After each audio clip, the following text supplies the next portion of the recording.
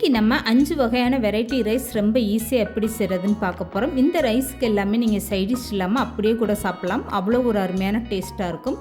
இந்த 5 வகையான வெரைட்டி ரைஸுமே ரொம்ப ஈஸியாக செஞ்சு முடிச்சிடலாம். Hello friends, welcome to சமைடிலேட்.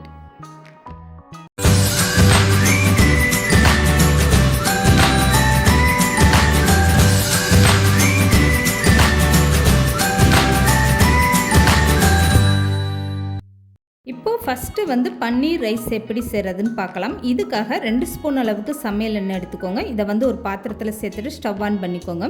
இப்போ எண்ணெய் நல்லா சூடானதுமே பன்னீர் இந்த மாதிரி பொடிசாக கட் பண்ணிவிட்டு இதை எண்ணெயிலே நல்லா பொரிச்சு எடுத்துக்கோங்க. இந்த பன்னீர் லைட்டாக ஒரு ப்ரௌன் கலர் வரணும். அது வரைக்குமே எண்ணெயில் இந்த மாதிரி பொரிச்சு எடுத்துக்கோங்க. இப்போ பொரிச்சு எடுத்த பன்னீரை அப்படியே வேறு ஒரு பாத்திரத்தில் மாற்றி எடுத்து வச்சுக்கோங்க. இந்த மாதிரி பன்னீரோட கலர் வரணும். இப்போ அதே பாத்திரத்தில் மீதம் இருக்க எண்ணெயில் பட்டை, சோம்பு, கிராம்பு இது 2 சேர்த்துக்கோங்க. இப்போ இது கூடவே ஒரு பிரியாணி இலை சின்னதாக சேர்த்துக்கோங்க. இப்போ ஒரு கைப்பிடி அளவுக்கு நீளமாக கட் பண்ண பெரிய வெங்காயம் சேர்த்துக்கோங்க. பட்டை, கிராம்பு லேசாக பொரிஞ்சதுமே வெங்காயத்தை சேர்த்துக்கோங்க. பட்டை, கிராம்பு நீங்கள் கருக விட்டுட்டிங்கன்னா அந்த சாதத்தோட டேஸ்ட்டே மாறி போயிடும். அதனால் லேசாக பொரிஞ்சதுமே உடனே வெங்காயத்தை சேர்த்துக்கோங்க. இப்போ ஸ்டவ்வை குறைச்சி வச்சுருங்க. இந்த பன்னீர் ரைஸ்க்கு ஒரு மசாலா தயார் பண்ணணும். இதுக்காக 2 பச்சை மிளகா, ஒரு கைப்பிடி அளவுக்கு புதினா, ஒரு துண்டு அளவுக்கு இஞ்சி சேர்த்துக்கோங்க. இப்போ இது கூடவே 5-6 வெள்ளைப்பூண்டு சேர்த்துக்கோங்க. இப்போ இது கூடவே ஒரு கைப்பிடி அளவுக்கு கொத்தமல்லி சேர்த்துக்கோங்க. இப்போ 3 கிராம்பு, 2 பட்டை துண்டு சின்னதாக சேர்த்துக்கோங்க. இது எல்லாமே சேர்த்து கொஞ்சமாக தண்ணி ஊற்றி நல்லா வலுவலுன்னு அரைச்சி எடுத்துக்கோங்க. இப்போ வெங்காயம் நல்லா வதங்கிருச்சு. ஒரு சின்ன தக்காளியாக நான் கட் பண்ணிவிட்டு சேர்த்துருக்கேன். நீங்கள் பெரிய தக்காளியாக இருந்தால் பாதி தக்காளி சேர்த்திங்கன்னா போதும். இப்போ இந்த தக்காளி வெங்காயமெல்லாம் சேர்ந்து நல்லா வதங்கி வரட்டும். இதுக்கப்புறமா நீங்கள் அரைச்சி வச்சுருக்க மசாலாவை அப்படியே சேர்த்துக்கோங்க. இப்போ இந்த தக்காளி வெங்காயம் எல்லாம் நல்லா வதங்கிருச்சு. இதுக்கப்புறமா அரைச்சி வச்சுருக்க இந்த புதினா பேஸ்ட்டை சேர்த்துட்டு ஒரு 2 நிமிஷம் நல்லா வதக்கி விடுங்க. அப்போ தான் அந்த புதினா இஞ்சியோட பச்சை வாசனையெல்லாம் போகும். ஸ்டவ்வை மீடியமாக வச்சுட்டு இந்த மாதிரி மசாலா வறுத்து விட்டுருங்க. இப்போ 1/4 ஸ்பூனுக்கும் கொஞ்சம் கம்மியாகவே மஞ்சத்தூளும் 1/2 ஸ்பூன் அளவுக்கு தனி மிளகாய் தூளும் சேர்த்துக்கோங்க. இந்த புதினா பேஸ்ட்டில் ஏற்கனவே பச்சை மிளகா சேர்த்து அரைச்சிருக்கிறதுனால நீங்கள் காரத்தை குறைச்சி சேர்த்துக்கோங்க. இப்போ புதினா, பச்சை மிளகாய், இஞ்சியெல்லாம் பச்சை வாசனை போயிடுச்சு. அந்த அளவுக்கு நல்லாவே மசாலாவை வதக்கி விட்டாச்சு. இப்போ 1 ஸ்பூன் அளவுக்கு மல்லித்தூள் சேர்த்துக்கோங்க. இந்த பன்னீர் ரைஸுக்கு நான் 1 கிளாஸ் அளவுக்கு தான் அரிசி அளந்து எடுத்திருக்கேன். அதனால் மசாலாவோட அளவெல்லாம் கம்மியாக சேர்த்துருக்கேன். நீங்கள் அதிக அளவில் செய்யும்போது மசாலா அதுக்கேற்ற மாதிரி நீங்கள் கூடுதலாக சேர்த்துக்கோங்க. இப்போ குடமிளகா நீளமாக கட் பண்ணிவிட்டு அதையுமே சேர்த்துக்கோங்க. உங்களுக்கு குடமிளகா பிடிக்கலைன்னா நீங்கள் பன்னீர் மட்டுமே சேர்த்துக்கலாம். இப்போ இதையும் சேர்த்துட்டு 1 நிமிஷம் நல்லா வதக்கி விட்டுருங்க. இதுக்கப்புறமா சாதத்துக்கு தேவையான அளவு உப்பு சேர்த்துக்கோங்க. இது எல்லாமே நீங்கள் ஸ்டவ்வை மீடியமாக வச்சுட்டு தான் இந்த மசாலா வதக்கி விடணும். இப்போ மசாலா நல்லாவே வதங்கிருச்சு. இதுக்கப்புறமா அளந்து வச்சுருக்க தண்ணி சேர்த்துக்கோங்க. இந்த கிளாஸில் நான் 1 கிளாஸ் அளவுக்கு பாஸ்மதி ரைஸ் எடுத்திருக்கேன். அதுக்கு 2 கிளாஸ் அளவுக்கு நான் தண்ணி எடுத்திருக்கேன். நீங்கள் உலக்குலையோ இல்லை கப்பில் அளந்து எடுத்திங்கன்னா அதுலேயே 2 கப் அளவுக்கு நீங்கள் தண்ணி சேர்த்துக்கோங்க. 1 கப்பு அரிசினா 2 கப்பு தண்ணி கரெக்டான அளவாக இருக்கும். இப்போ இது எல்லாமே சேர்த்ததுக்கப்புறம் ஒரு டைம் நல்லா கலந்து விட்டுட்டு உப்பு உரப்பு உங்கள் டேஸ்ட்டுக்கு ஏற்ற மாதிரி பார்த்துக்கோங்க. இந்த ரைஸுக்காக நான் பாஸ்மதி ரைஸு மசாலா வதக்கும் போதே கழுவிட்டு ஊற வச்சுட்டேன். நீங்கள் வீட்டில் இருக்கக்கூடிய சாதா ரைஸில் கூட இந்த மாதிரி செய்யலாம். நீங்கள் எந்த வகையான அரிசியில் செஞ்சாலுமே வீட்டில் உள்ள அரிசியோ இல்லை ஜீரக சம்பா, பாஸ்மதி ரைஸ்னு எந்த வகையான ரைஸ் எடுத்தாலுமே ஃபஸ்ட்டு கழுவி இந்த மாதிரி ஊற வச்சுக்கோங்க. அப்போ தான் இந்த மாதிரி வெரைட்டி ரைஸ்லாம் உங்களுக்கு சாதம் உடையாமல் முழுமையாக நல்லா உதிரியாக வரும். இப்போ கொதிச்சுக்கிட்டு இருக்க தண்ணியில் ரைஸை சேர்த்துட்டு ஒரு டைம் நல்லா கலந்து கொடுத்துருங்க. இதுக்கப்புறமா ஸ்டவ்வை மீடியமாக வச்சு மூடி போட்டு ஒரு 5 நிமிஷம் நல்லா வேக வச்சுக்கோங்க. 5 நிமிஷத்துக்கு அப்புறம் நீங்கள் மூடி ஓப்பன் பண்ணி பாருங்கள். ரைஸ் ஓரளவுக்கு நல்லாவே வெந்து வந்துருச்சு. இப்போ ஒரு டைம் இந்த மாதிரி நல்லா கலந்து கொடுத்துட்டு திரும்பவுமே நீங்கள் அப்படியே மூடி போட்டு இன்னும் ஒரு 5 நிமிஷம் நீங்கள் நல்லா வேக வச்சு எடுத்துக்கோங்க. இந்த சாதத்தை நீங்கள் அப்படியே குக்கரில் கூட செய்யலாம். குக்கரில் செய்யும்போது ஒரு விசில்லே உங்களுக்கு சூப்பராக வெந்து வந்துடும். பாஸ்மதி ரைஸு, ஜீரக சம்பா அரிசினா உங்களுக்கு 1 விசில் போதும். வீட்டு அரிசினா நீங்கள் அதுக்கேற்ற மாதிரி விசில் வச்சு எடுத்துக்கோங்க. இப்போ 5 நிமிஷம் கழித்து நான் சாதத்தை ஓப்பன் பண்ணி காட்டுறேன் பாருங்கள். நல்லா உதிரியாக சூப்பராகவே வெந்து வந்துருச்சு. இப்போ இந்த சாதத்தோட ஒரு 10 சொட்டு அளவுக்கு எலும்பிச்சை சாறு சேர்த்துக்கோங்க. இதுக்கப்புறமா வறுத்து வச்சுருக்க பன்னீரை சேர்த்துக்கோங்க. இப்போ ஸ்டவ்வை நல்லாவே குறைச்சி வச்சுட்டு இதெல்லாமே சேர்த்துக்கோங்க. பன்னீர் சேர்த்துட்டு ரைஸை ஒரு டைம் நல்லா கலந்து கொடுத்துட்டு அப்படியே மூடி போட்டு வச்சுருங்க. ஸ்டவ்வை நல்லா குறைச்சி இன்னும் ஒரு 5 நிமிஷம் அப்படியே தம் போட்ட மாதிரி நீங்கள் வச்சுட்டிங்கன்னா அதுக்கப்புறம் உங்களுக்கு சாதம் முழுமையாக ரொம்பவே சூப்பராக வெந்து வந்துடும். குக்கரில் பன்னீர் ரைஸ் செஞ்சிங்கன்னா பன்னீரை வந்து லாஸ்ட்டாக தான் நீங்கள் சேர்த்துக்கிறணும். ஆரம்பத்திலே சேர்த்துட்டிங்கன்னா பன்னீர் வந்து ரொம்ப ஹார்டாயிரும். இப்போ 5 நிமிஷத்துக்கு அப்புறம் நான் மூடி ஓப்பன் பண்ணி காட்டுறேன் பாருங்கள். பன்னீர் ரைஸ் ரொம்பவே சூப்பராக நல்லா உதிரியாக அருமையான டேஸ்ட்டில் ரெடி ஆகிடுச்சு பாருங்கள். இந்த ரைஸை நீங்கள் அப்படியே சாப்பிட்லாம். இதுக்கு எந்த ஒரு சைட் டிஷ்ஷுமே தேவையில்லை. இனிமேல் லஞ்ச் பாக்ஸுக்கு இந்த மாதிரி நீங்கள் பன்னீர் ரைஸ் செஞ்சு கொடுங்க. இப்போ 2வது ரைஸாக வெஜ்ஜு பிரியாணி எப்படி செய்கிறதுன்னு பார்க்கலாம். ரொம்பவே ஈஸி தான். இதுக்காக 2 ஸ்பூன் அளவுக்கு சமையல் எண்ணெய் ஒரு பாத்திரத்தில் சேர்த்துக்கோங்க. இப்போ வந்து 4 ப்ரெட்டை இந்த மாதிரி சின்னதாக கட் பண்ணிவிட்டு சேர்த்துக்கோங்க. இப்போ இந்த ப்ரெட்டு வந்து நல்லா செவந்து இந்த மாதிரி பொரிஞ்சு வரணும். அது வரைக்குமே எண்ணெய் சேர்த்துட்டு இந்த மாதிரி நல்லா வதக்கி விட்டுருங்க. இப்போ கூடுதலாக 2 ஸ்பூன் அளவுக்கு எண்ணெய் சேர்த்துக்கோங்க. ஸ்டவ்வை மீடியமாக வச்சுட்டு இந்த ப்ரெட்டு வந்து நல்லா ஒரு ப்ரௌன் கலர் வர வரைக்குமே இந்த மாதிரி நல்லா பொரிச்சு எடுத்துக்கோங்க. இப்போ வந்து இந்த ப்ரெட் எல்லாமே பொரிஞ்சு வர ஆரம்பிச்சிருச்சு. இதுக்கப்புறமா ப்ரெட்டை நீங்கள் வேறு பாத்திரத்தில் அப்படியே மாற்றி எடுத்து வச்சுக்கோங்க. இப்போ அதே பாத்திரத்தில் வெஜ்ஜு பிரியாணி செஞ்சிடலாம். இதுக்காக கூடுதலாக 3 ஸ்பூன் அளவுக்கு சமையல் எண்ணெய் சேர்த்துக்கோங்க. இது கூட பட்டை, கிராம்பு, ஏலக்காய் எல்லாமே சேர்த்துக்கோங்க. ஒரு பிரியாணி எல்லாம் சேர்த்துக்கோங்க. இப்போ இதெல்லாமே நல்லா பொரிஞ்சு வந்ததும் ஒரு கைப்பிடி அளவுக்கு பெரிய வெங்காயம் நீளமாக கட் பண்ணிவிட்டு சேர்த்துக்கோங்க. வெங்காயம் வந்து நல்லா பொரிஞ்சு வரட்டும். அது வரைக்குமே ஸ்டவ்வை மீடியமாக வச்சுட்டு இந்த வெங்காயத்தை நல்லா வதக்கி விட்டுருங்க. இப்போ இந்த வெஜ்ஜு பிரியாணிக்காக நான் 1 கிளாஸ் பாஸ்மதி ரைஸ் எடுத்து கழுவிட்டு ஊற வச்சுருக்கேன். 1 கிளாஸ் ரைஸ்னால அதுக்கேற்ற மாதிரி நான் மசாலா எல்லாம் சேர்த்துருக்கேன். இதே நீங்கள் கூடுதலாக செய்யும்போது அதுக்கேற்ற மாதிரி நீங்கள் மசாலா சேர்த்துக்கோங்க. இப்போ வந்து வெங்காயம் நல்லா வதங்கிருச்சு. இது கூடவே ஒரு தக்காளி இந்த மாதிரி பொடிசாக கட் பண்ணிவிட்டு சேர்த்துக்கோங்க. இது கூட 2 பச்சை மிளகாவும் சேர்த்துக்கோங்க. இப்போ இதெல்லாமே சேர்ந்து நல்லா வதங்கி வரட்டும். ஸ்டவ்வை மீடியமாக வச்சுட்டு இந்த மாதிரி வதக்கி விட்டுருங்க. இப்போ தக்காளி எல்லாமே நல்லா வதங்க ஆரம்பிச்சிருச்சு. இதுக்கப்புறமா கட் பண்ணி வச்சுருக்க வெஜிடபிள்ஸ் எல்லாம் சேர்த்துக்கோங்க. ஒரு கைப்பிடி அளவுக்கு சோயா பயிர் நான் எடுத்திருக்கேன். நீங்கள் வந்து பச்சை பட்டாணி இந்த மாதிரி எது வேணாலும் சேர்த்துக்கோங்க. ஒரு கேரட்டு, இது கூடவே 2 பீன்ஸ் இந்த மாதிரி நீளமாக கட் பண்ணிவிட்டு சேர்த்துக்கோங்க.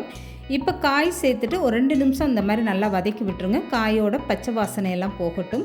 இப்போ இது கூடவே கொஞ்சமாக புதினா எல்லாம் சேர்த்துக்கோங்க. தக்காளி வதக்கும் போதே இந்த ரைஸில் வந்து 1 ஸ்பூன் அளவுக்கு இஞ்சி பூண்டு பேஸ்ட்டு சேர்த்துக்கோங்க. இது வந்து ஸ்டார்டிங்லேயே நான் சொல்ல மறந்துட்டேன்.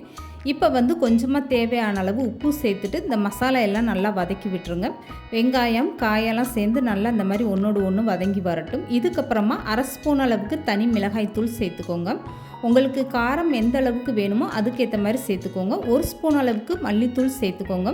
1 ஸ்பூன் அளவுக்கு கறி மசாலா தூள் சேர்த்துக்கோங்க. இப்போ 2 ஸ்பூன் அளவுக்கு தயிர் சேர்த்துக்கோங்க. இதெல்லாம் சேர்த்துட்டு ஒரு டைம் நல்லா இந்த மாதிரி கலந்து கொடுத்துருங்க.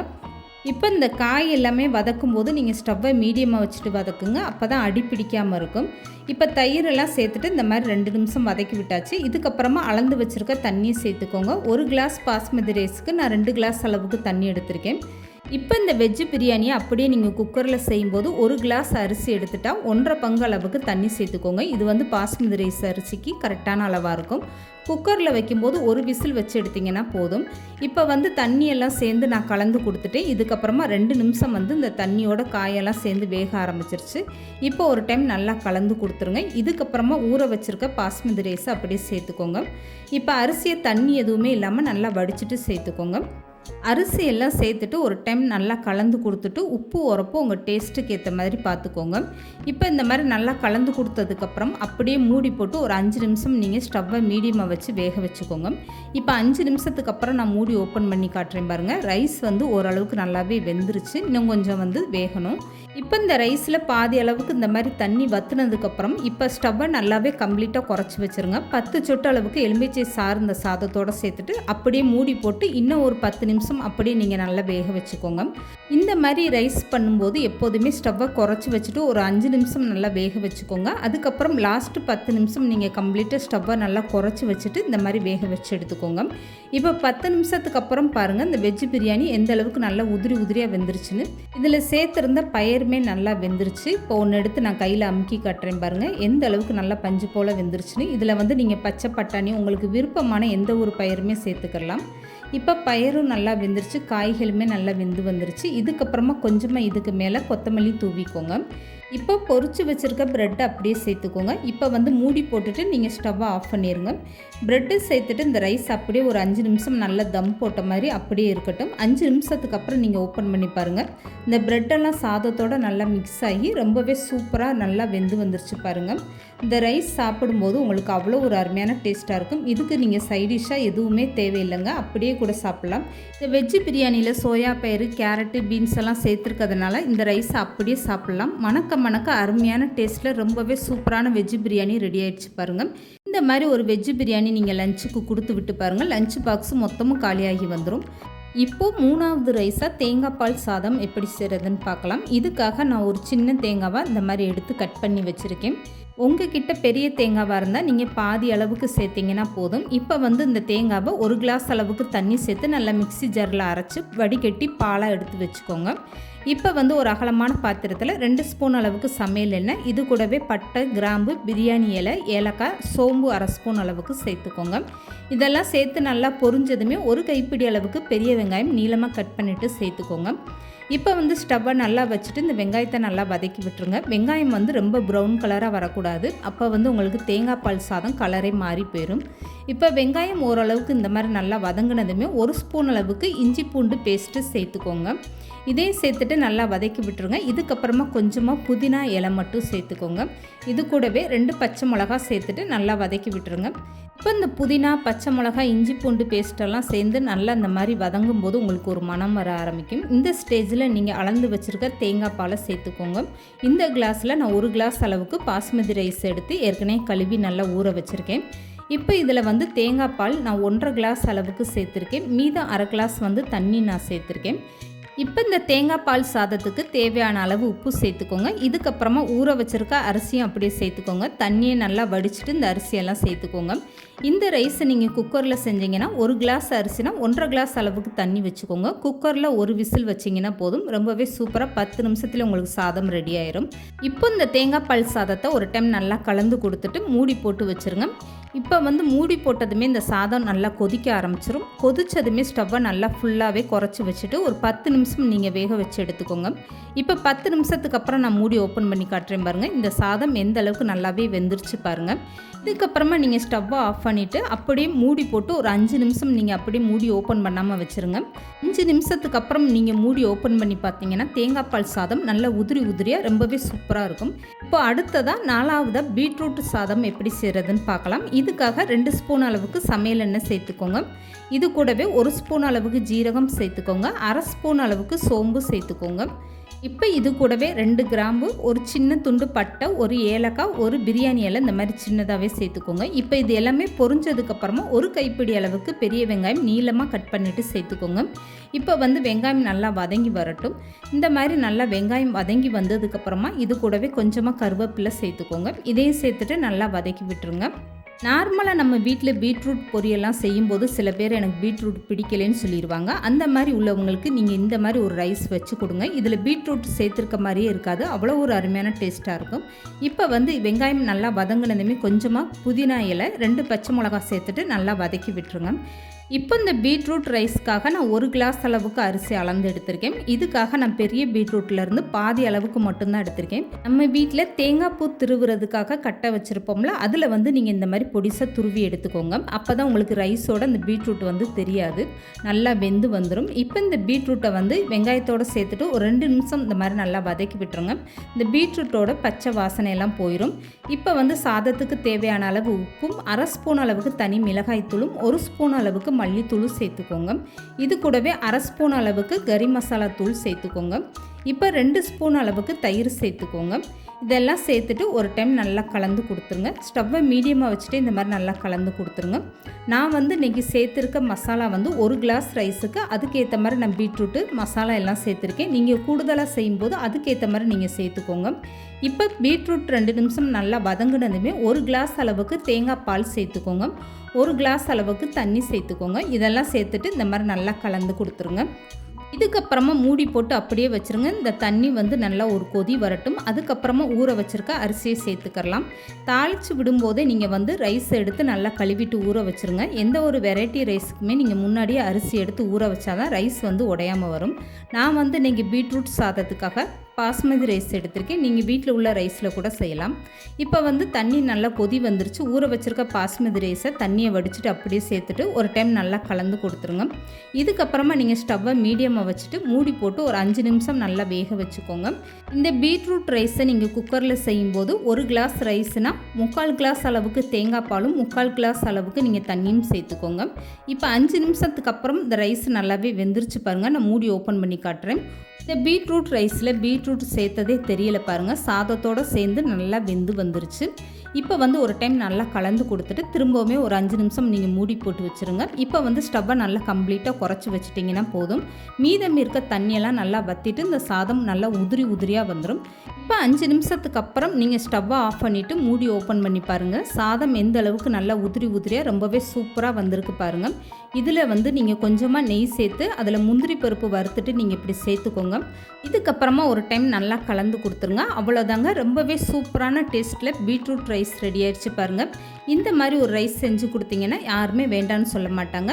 இப்போ அடுத்ததாக 5வது ரைஸாக தக்காளி சாதம் எப்படி செய்கிறதுன்னு பார்க்கலாம். இதுக்காக வந்து ஒரு பாத்திரத்தில் 3 ஸ்பூன் அளவுக்கு சமையல் எண்ணெய் சேர்த்துக்கோங்க. இப்போ 1/2 ஸ்பூன் அளவுக்கு சோம்பு, இது கூடவே ஒரு துண்டு அளவுக்கு பட்டை, கிராம்பு, ஒரு ஏலக்காய் சேர்த்துக்கோங்க. ஒரு சின்னதாக பிரியாணி இலை சேர்த்துக்கோங்க. இது எல்லாமே நல்லா பொரிஞ்சு வந்ததுமே ஒரு கைப்பிடி அளவுக்கு பெரிய வெங்காயம் நீளமாக கட் பண்ணிவிட்டு சேர்த்துக்கோங்க. இப்போ வந்து இந்த வெங்காயம் நல்லா வதங்கி வரட்டும். இந்த ஸ்டேஜில் 1 ஸ்பூன் அளவுக்கு இஞ்சி பூண்டு பேஸ்ட்டு சேர்த்துட்டு நல்லா வதக்கி விட்டுருங்க.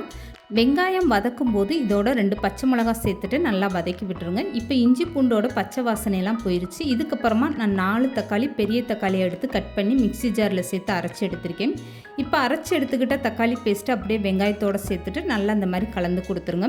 1 கிளாஸ் அரிசிக்கு நான் 4 தக்காளி எடுத்திருக்கேன். இப்போ வந்து தக்காளி வதங்கும் போதே ஒரு கைப்பிடி அளவுக்கு புதினா இலையும் சேர்த்துட்டு இந்த மாதிரி நல்லா வதக்கி விட்டுருங்க.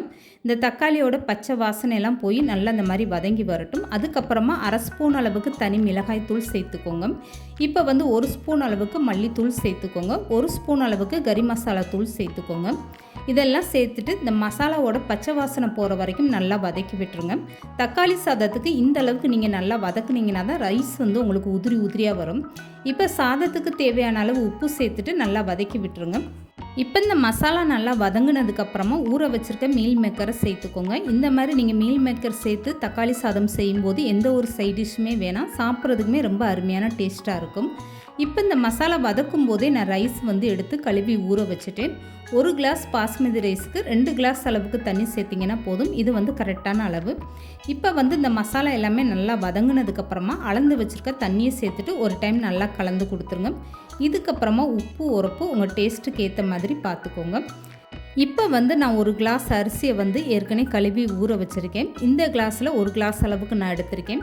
இதே நீங்கள் குக்கரில் செய்யும்போது 1 கிளாஸ் அரிசினா 1.5 கிளாஸ் அளவுக்கு தண்ணி சேர்த்துக்கிட்டிங்கன்னா போதும். ஒரு விசில் வச்சிங்கன்னா போதும், கரெக்டான அளவாக இருக்கும். இப்போ வந்து ஊற வச்சுருக்க அரிசி எல்லாமே அப்படியே சேர்த்துக்கோங்க. இதுக்கப்புறம் ஒரு டைம் கலந்து கொடுத்துட்டு ஸ்டவ்வை மீடியமாக வச்சு அப்படியே மூடி போட்டு ஒரு 5 நிமிஷம் வேக வச்சுருங்க.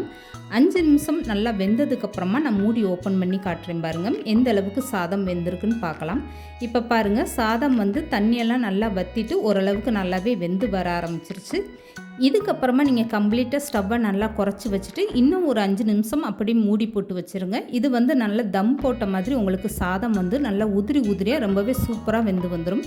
இப்போ 5 நிமிஷத்துக்கு அப்புறம் ஸ்டவ்வை ஆஃப் பண்ணிவிட்டு மூடி ஓப்பன் பண்ணுங்கள். இதுக்கப்புறமா இதுக்கு மேலே 1 ஸ்பூன் அளவுக்கு நெய் சேர்த்துட்டு இந்த சாதத்தை நல்லா கலந்து கொடுத்துருங்க. அவ்வளோதாங்க, ரொம்பவே சூப்பரான வாசனையோட கமகமான அருமையான டேஸ்ட்டில் பாஸ்மதி ரைஸில் தக்காளி சாதம் ரெடி ஆகிடுச்சு பாருங்கள். இனிமேல் வந்து என்ன லஞ்சு செய்கிறதுலாம் நீங்கள் கவலையே பட வேணாங்க. 5 நாளைக்கும் இந்த மாதிரி ஒரு சூப்பரான நீங்கள் லஞ்ச் வந்து ரெடி பண்ணி கொடுத்து பாருங்கள். ஸ்கூலுக்கு போகிற பசங்க, ஆஃபீஸுக்கு போகிறவங்களுக்குன்னு இந்த மாதிரி டேஸ்டியான லஞ்சு செஞ்சு கொடுத்தீங்கன்னா அந்த டிஃபன் பாக்ஸே காலி பண்ணி கொண்டு வந்துருவாங்க. அந்த அளவுக்கு அருமையான டேஸ்ட்டாக இருக்கும். இந்த வீடியோ பிடிச்சிருந்தா லைக் பண்ணுங்கள், ஷேர் பண்ணுங்கள். மறக்காமல் சமையல் டிலேட் சேனலை சப்ஸ்கிரைப் பண்ணுங்கள்.